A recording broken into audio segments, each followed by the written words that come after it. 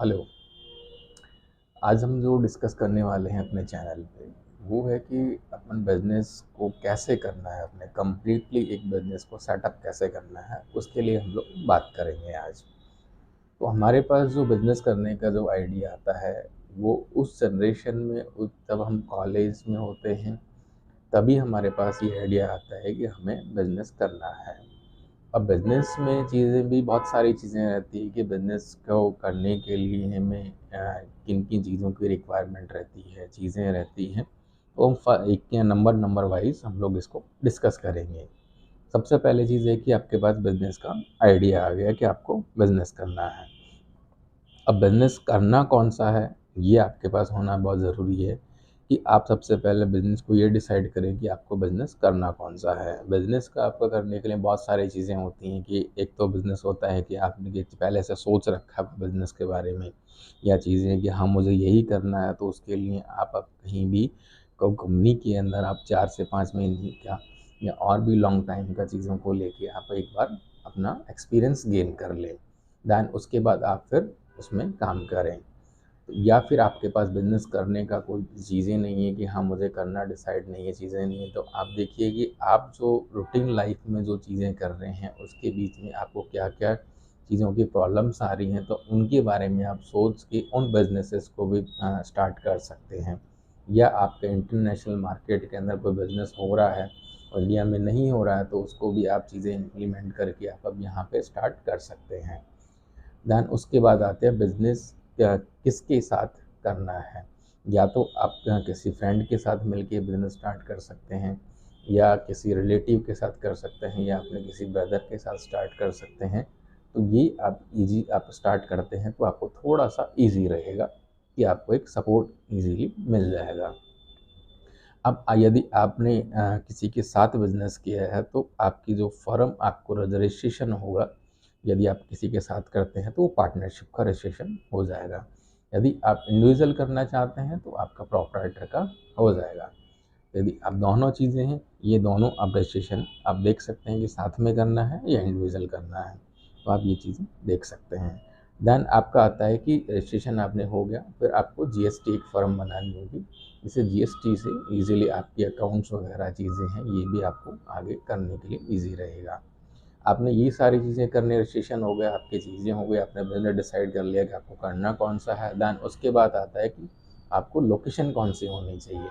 आप अपने बिज़नेस के अकॉर्डिंग आप लोकेशन देख सकते हैं कि यदि आपका बिज़नेस ऐसा है कि वो ऑन रोड भी चल सकता है, तो आप ऑन रोड के अकॉर्डिंग आप लोकेशन आप देख सकते हैं। यदि आपको लगता है कि नहीं, मेरा बिज़नेस है तो अंदर भी चल सकता है, तो आप ऑफ रोड भी बिज़नेस देख सकते हैं, लोकेशन के देख सकते हैं। उसके बाद आता है कि आपको फंड कहाँ से आएगा। आपके फंड के लिए चीज़ें ये होती हैं कि आपको बिज़नेस स्टार्ट करने के रजिस्ट्रेशन होने के साथ ही आपके बिज़नेस के अंदर फंड कितना लगने वाला है वो आपको डिसाइड करना पड़ेगा। अकॉर्डिंग टू आपके शीट के अकॉर्डिंग आपको एक एक्सेल पूरी जनरेट करनी होगी कि मुझे यहाँ-यहाँ इन-इन चीज़ों के लिए अपना फंड चाहिए। देन स्टार्टिंग जब आप बिज़नेस करते हैं तो फंड कोशिश करिए कि आपके पास ही फंड होना चाहिए। यदि आपके पास फंड होगा तो आपको ईज़ी रहेगा बिज़नेस को आगे बढ़ाने के लिए। और साथ में ये भी होना चाहिए कि आपको 6 मंथ का बैकअप आपको लेके चलना होगा आपके बिज़नेस के लिए, कि आपको 6 मंथ का आप सर्वाइव कर सकें। क्योंकि कोई भी नया बिज़नेस होता है उसको 6 मंथ का टाइम लगता है कि आप उसमें मतलब बढ़ा सकें चीज़ों को। अब उसके बाद आता है कि आपको फर्नीचर कितना करना है। यदि आपके फर्नीचर के अकॉर्डिंग, आपका बिज़नेस के अकॉर्डिंग आपको फर्नीचर लगाना होगा, और कोशिश करिए कि आपको स्टार्टिंग में ज़्यादा फर्नीचर ना लगाना हो, जिससे आपको ईज़ी रहेगा कि ज़्यादा इन्वेस्ट नहीं होगा फर्नीचर के अकॉर्डिंग।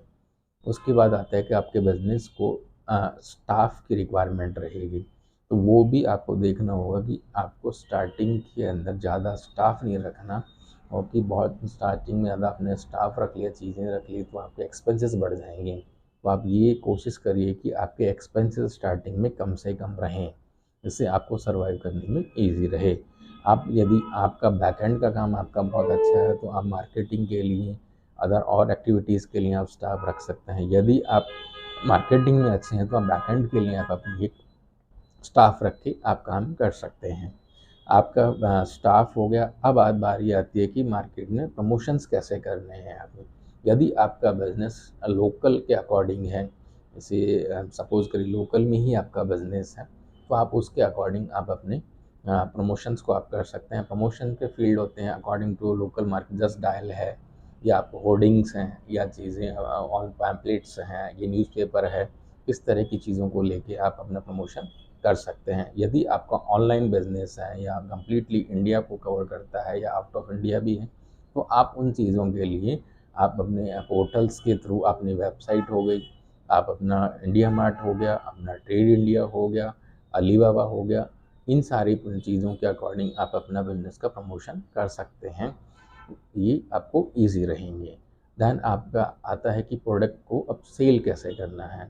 आपको सेल करने के लिए आपकी स्ट्रैटेजीज़ बनानी होगी कि चीज़ों को सेल करने के लिए कस्टमर के साथ में कैसे आपको डील करनी है, किस तरह से आपको चीज़ें करनी है, कि अपना पेमेंट शेड्यूल कैसे रखना है। प्रोडक्ट को आपको सेल तो कर दिया आपने, लेकिन उसके पेमेंट के साथ में उनका पेमेंट शेड्यूल भी आपको डिसाइड करना पड़ेगा। कस्टमर मेरे इस प्रोडक्ट के हिसाब से मुझे इतने दिन में पेमेंट करे, ये भी आपको डिसाइड करना होगा। तभी आपका बिज़नेस अच्छे से रन हो पाएगा।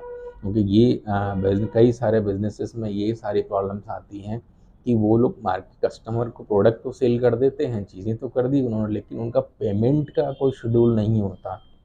तो ये आपको बहुत पहले अपना एक डिसाइड करना होगा कि अपन कस्टमर से पेमेंट साइकिल का कितने दिन में आप रखेंगे। 10 डेज़ रखेंगे, 20 डेज़ या 30 डेज़ या 45 डेज़, अकॉर्डिंग टू आपके बिज़नेस आपको डिसाइड करना होगा।